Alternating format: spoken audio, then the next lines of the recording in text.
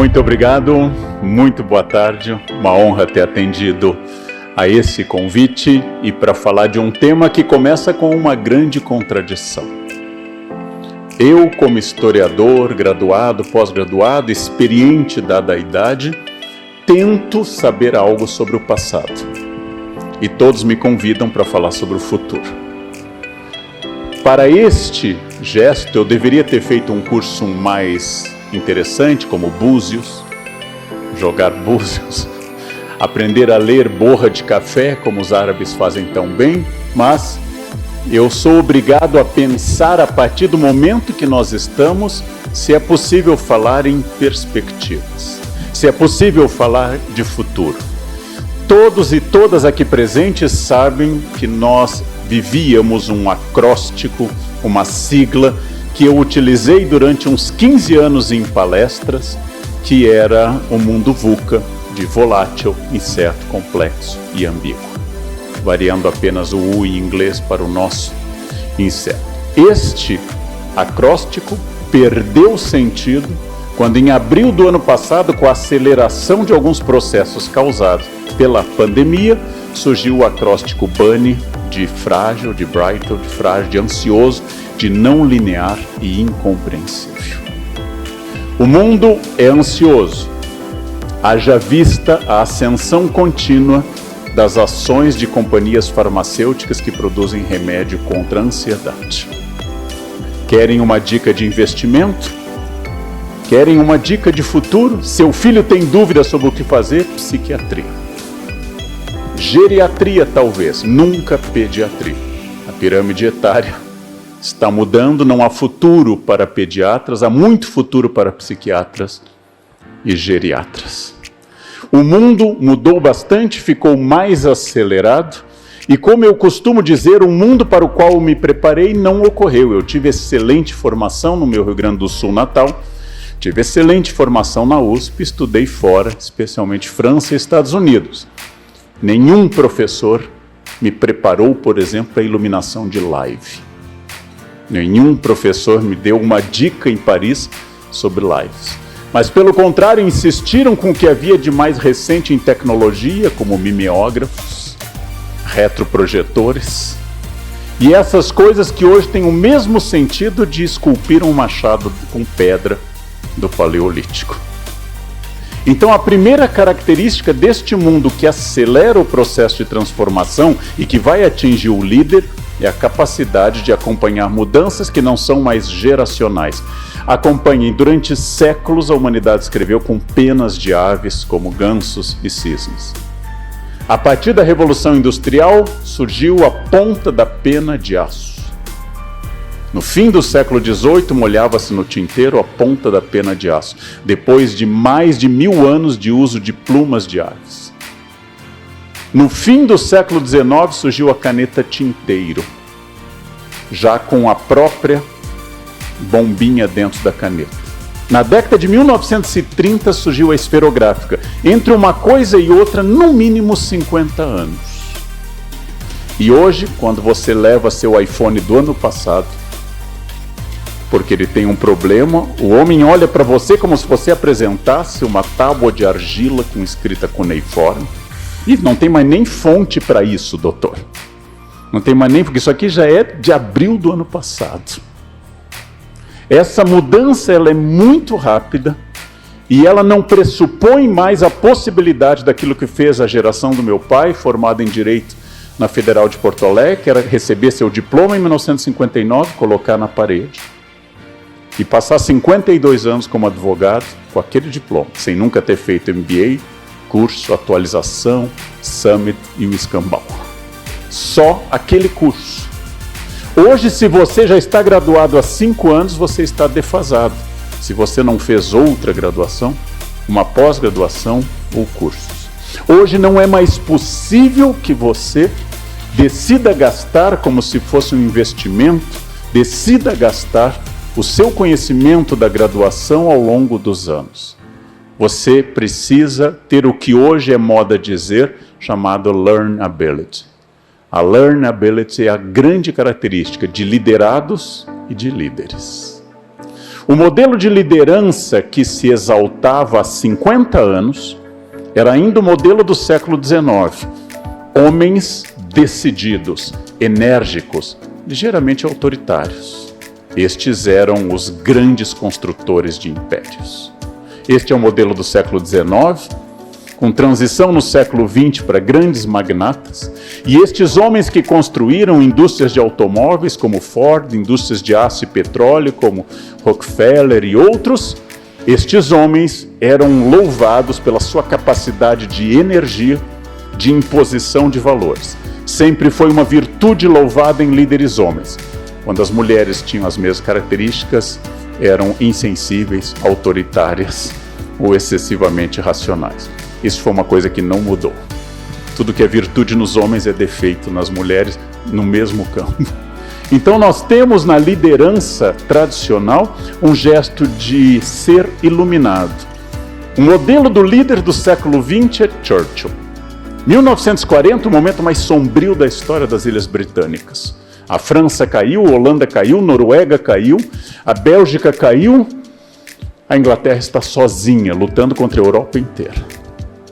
O parlamento sugere a Churchill, faça as pazes com a Alemanha, faça um acordo de paz. O Partido Conservador diz a ele, faça a paz. O rei George VI diz a ele, faça a paz. E ele diz, não se faz paz com um ditador nazista. E ele estava certo. A decisão de Churchill entre 40 e 41 de sozinho enfrentar o mundo é uma decisão que se revelou adequada, gesto de um líder que não baseava sua decisão em um mínimo múltiplo comum. Ao contrário de muitos de hoje, em que a decisão é simplesmente a soma de todas as decisões, o líder Churchill teve uma visão. Precisamos resistir, lutar, que um dia os americanos entrarão nessa guerra. Um ano depois, a União Soviética, e no fim do ano seguinte, os americanos entraram na guerra. Isso mudou tudo. A indústria norte-americana e o exército russo venceram a Alemanha nazista. E Churchill estava certo. E isto é louvado, e ele ganhou o prêmio Nobel como escritor de língua inglesa, e ele se transformou num dos líderes mais festejados, foi ministro novamente, 51 a 55, e quando faleceu em 1965, ele era um dos homens mais celebrados do antigo Império Britânico, que ele também viu desmoronar desde a independência da Índia em 47. Era o maior enterro da história do Reino Unido, superou o da Rainha Vitória. Hoje o maior é o da Lady Di. A Rainha Elizabeth, você sabe, nunca morrerá. Então nós não poderemos fazer essa comparação. Ela é uma Highlander e não vai. Aliás, o primeiro-ministro dela foi Churchill. Mas tadinho, né? Passou como tudo. Tudo passa, menos a Rainha Elizabeth II. Então, este líder era o líder do passado. Um líder que teve várias virtudes. A primeira delas, aprendeu. Porque Churchill tomou uma péssima decisão na Primeira Guerra, a Batalha de Galípoli. Churchill tomou péssimas decisões financeiras como Lorde do Tesouro. Churchill quase foi à falência durante a crise de 29, pessoalmente. É um homem que acumulou erros e já com uma idade em que não se começa mais na política, tornou-se primeiro-ministro em 1940. Logo, nós estamos falando de um homem que aprendeu, mas que tomou decisões muito solitariamente. Enfrentou pressões da esposa, do rei, do parlamento e do seu partido, e bateu o pé e convenceu pessoas ao caminho que nós sabemos o mais correto. Acontece que hoje esse tipo de liderança, sempre louvamos o carisma e a capacidade de continuar aprendendo, mas a liderança de hoje é mais complexa. Porque o mundo está tão diverso, o mundo está tão variado, que nenhum líder consegue ver todos os aspectos, ele precisa ouvir mais aquilo que, há mais de 2.500 anos, era um conselho do general Sun Tzu na arte da guerra. Nenhum general vence se não ouvir o soldado na trincheira. Nenhum general vence se não ouvir sua equipe. De um lado, a advertência de um líder chinês pré-dinástico, dizendo, cuidado, General que se isola no quartel-general perde a guerra. Não avalia o terreno, não vê o moral das tropas. Mesmo conselho dado na peça Henrique V de Shakespeare, quando Henrique, disfarçado de soldado, percorre o acampamento na véspera de uma batalha importante na Guerra dos 100 Anos. Churchill é um modelo de carisma e de escrita da língua inglesa. É um modelo de ironia. As frases dele até hoje causam impacto pela sua ironia que vocês devem conhecer. Mas Churchill hoje seria um péssimo primeiro-ministro. Porque as Ilhas Britânicas são completamente diferentes. As decisões são tomadas de uma forma muito mais atomizada, muito mais capilarizada, se preferirem a metáfora biológica, do que eram há alguns anos. Aliás, é bem provável que qualquer um dos grandes capitães da indústria, se ressuscitasse como Henry Ford, hoje seriam demitidos da sua própria indústria. Porque sua visão serviu para fazer do Ford T o mais brilhante modelo de sucesso da indústria automobilística. Mas não serviria para hoje. E é muito complexo responder, porque a liderança de hoje não implica apenas o domínio técnico, não implica apenas o carisma, não implica apenas a sensibilidade, mas implica manter o equilíbrio psíquico de uma equipe, que em época de pandemia é mais abalado ainda. Então, líderes que pressionam sem cessar, líderes que estabelecem sem cessar uma ruptura maior, eles atingem essa ruptura muito cedo. Mas qual é o ponto que eu posso pressionar e qual é o ponto que eu posso retirar meu time? Que eu posso retroceder. Não existe fórmula. E isso é muito importante de ser dito. Não existe uma fórmula, porque o líder se constrói na liderança. Atualização tecnológica, atualização em todos os campos. Não há líder hoje que não tenha possibilidade, que não consiga, senão não será um líder, atualização cultural. Um líder precisa saber o que acontece no mundo, inclusive no mundo distante da sua área. O líder precisa ver filmes, precisa assistir peças de teatro. E não há nenhum motivo para duvidar que um bom líder hoje tenha que passar uns 15 minutos por semana vendo TikTok. Porque o seu público vê. Por que é que hoje, por exemplo, o líder não pode ser preconceituoso? Antes nós diríamos, porque não é ético. Um líder racista, um líder misógino, não é ético. Depois nós diríamos, com a Constituição de 88, não é juridicamente viável ser racista. Hoje eu diria, o racismo, o preconceito atacam o público, especialmente num país como o Brasil. Logo ataca a sua planilha Excel, é virtude via lucro. Empresas que se associam à diversidade, na sua imagem e como chegam ao público, conseguem mais simpatia do público. Empresas que têm gestos de exclusão, que às vezes pode ser uma foto, vão para os trend topics.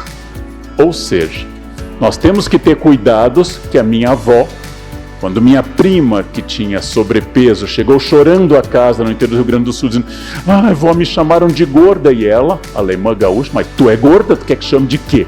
Isso passou. Isso passou. O líder das piadas incisivas, o líder irônico, o líder agressivo ou assediador, ele ataca o lucro da empresa hoje. Não é só o capital moral, ético da empresa.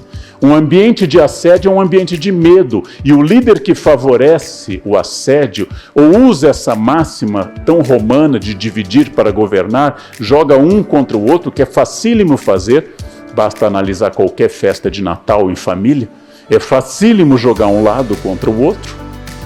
O líder que faz isso provoca um ambiente de medo, e o ambiente de medo é um ambiente menos produtivo. É um ambiente onde as pessoas não dão o melhor de si. Qual é a grande virtude desse líder que está se desenhando nesse mundo VUCA BANI? Em primeiro lugar, eu já disse algumas coisas como atualização, estímulo ao equilíbrio psíquico, capacidade de carisma Mas, segundo lugar, eu quero, depois de todas essas virtudes, falar de uma ideia muito estranha no Brasil. Eu, como líder, estou em serviço. Logo, quanto maior o número de liderados, a mais gente eu sirvo. Se eu sou professor, eu sirvo aos meus alunos na Unicamp. Meu chefe de departamento serve a mim e aos alunos. E meu diretor da Faculdade de Filosofia, Letras e Ciências Humanas serve a todos nós. Como no Brasil nós temos tradição de coronelismo e mandonismo, nós achamos que o objetivo da instituição é servir ao líder. Toda vez que isso acontece, uma empresa começa a ter problemas. Ou seja, ela se isola em torno de uma liderança centralizadora e autoritária. Ah, mas nós estamos bem. Nós tomamos decisões corretas. Semana passada compramos não sei quantos bitcoins. Olha o que aconteceu no mercado. Nós estamos bem. Bem, a Varig também esteve. As indústrias reunidas, Francisco Matarazzo, tinham 364 fábricas. A Kodak já dominou a maior parte do mercado fotográfico do planeta. E tudo isso, em cada case, que é muito diferente um do outro, existe uma liderança que pega o sucesso e transforma esse sucesso num direito adquirido e não numa luta constante. A liderança hoje é a capacidade de um esforço contínuo, e quando eu comparo, sempre me vem à cabeça a mesma metáfora, que é: esforço é banho. Tomou ontem, parabéns. Hoje de novo. Se tiver atividade lúdica, erótica à noite, outro banho. Ou seja, esforço é bom, mas eu venho tomando banho há 15 anos. Parou, fede. Imediatamente. Então, você fez inglês e francês, aprendeu a lidar com planilhas sofisticadas, você se desenvolveu em matemática financeira, ótimo, e se explica o ponto que você chegou até aqui. Não vai garantir o seu futuro. Como eu disse a vários alunos brilhantes da elite paulistana, meu filho, você tem um grande futuro pelas costas. Porque pela frente não tem nada. Família que lhe dá viagens, inglês aprendido esquiando em Aspen, garante muita vantagem. Mas acontece que tem gente que tem isso e ainda tem fogo no olho, energia e ganas. Isso Darwin chamou de seleção natural, nós chamamos hoje de capitalismo.